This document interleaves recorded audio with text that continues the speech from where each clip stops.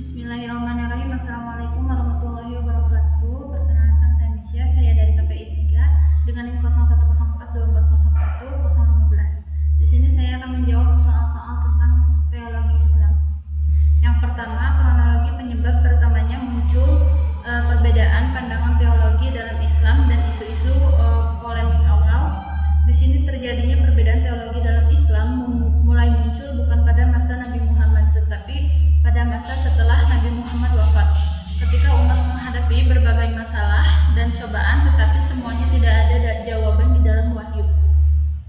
Masa Khulafaur Rasyidin, ketika itu terjadi fitnah kubro dan terjadinya pembunuhan Utsman bin Affan, dan terjadi pula konflik-konflik antara Ali dan Aisyah, sampai akhirnya muncullah kaum Khawarij. Nah, dari situ muncullah berbagai pertanyaan tentang perbuatan manusia dengan kehendak Allah, bagaimana hubungan Allah dengan manusia, bagaimana jika seorang berbuat dosa besar. Lalu isu-isu polemik teologis awal ini, masalah pelaku dosa besar, jadi muncullah kaum Khawarij, Murji'ah, Mu'tazilah.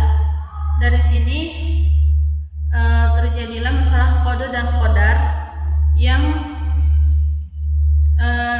pada Jabariyah manusia dipaksa oleh Allah dan Qadariyah manusia bebas menentukan jalannya sendiri.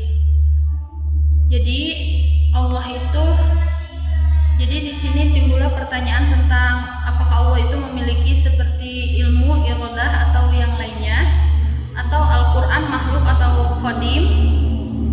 Nah, mengapa ada kejahatan? Ada pula pertanyaan yang menimbulkan mengapa ada kejahatan padahal Allah yang Maha Kuasa. Yang kedua, dalil Al-Quran yang digunakan untuk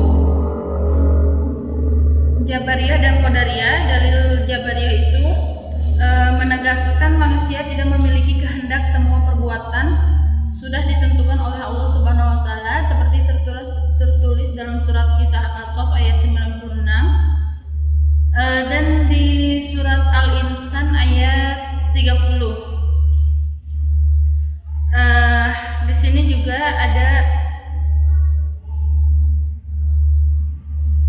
jadi di situ menjelaskan tentang manusia tidak berdaya, semua terikat atas kehendak Allah. Lalu ada dalil Qadariyah yang menegaskan bahwa manusia bebas memilih perbuatannya, seperti tertulis dalam surat Al-Kahfi ayat 29.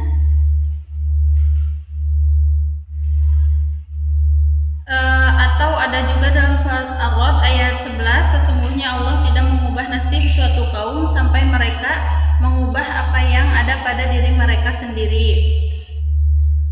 Jadi Allah itu tidak akan mengubah suatu kaum jika bukan mereka yang merubah diri mereka sendiri.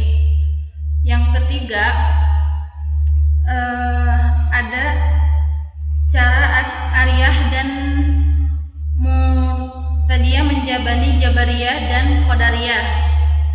Asy'ariyah dan Mu'taziliyah itu mencoba mengambil jalan tengah. Asy'ariyah itu Allah menciptakan semua perbuatan manusia yang memiliki kehendak atau perolehan perbuatan dari apa yang dipilih.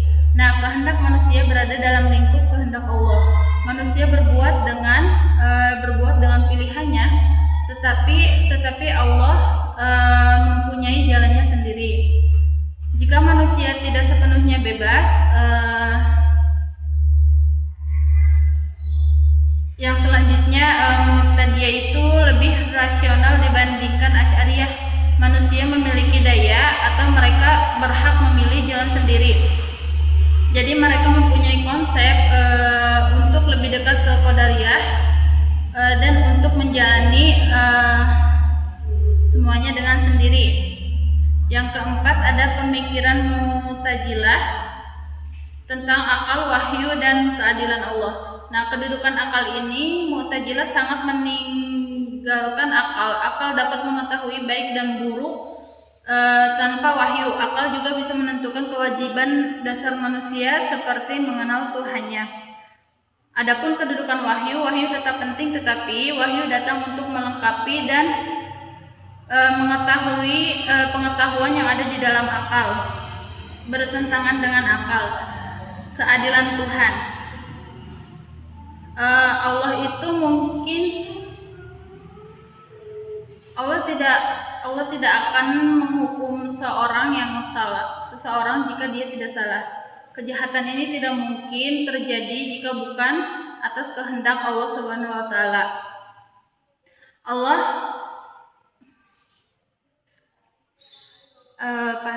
Pandangan saya tentang yang kelima, pandangan saya tentang qada dan qadar dan takdir ialah takdir adalah ketetapan yang Allah sudah tuliskan di dalam lauhul mahfuz kita, mencangkup tentang apa yang akan terjadi, bagaimana hidup kita dan bagaimana rezeki kita. Nah, manusia tetap memiliki peran dan pilihan, memiliki kebebasan tanpa batas, berdasarkan sesuai kemampuan dan niat dan usaha kita. Namun di sisi lain Allah juga menentukan hasil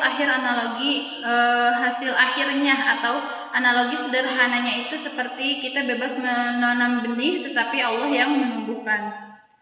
Nah,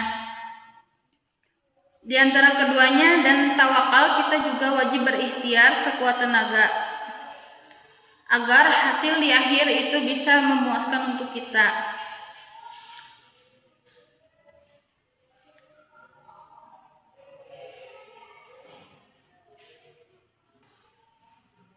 Mungkin cukup. Jadi qada dan qadar itu adalah takdir dan ketetapan yang sudah Allah tetapkan untuk kita, tetapi bagaimana kita menyikapinya. Jika kita ingin merubahnya, maka kita harus berusaha lebih baik lagi. Mungkin cukup sekian. Terima kasih. Wassalamualaikum warahmatullahi wabarakatuh.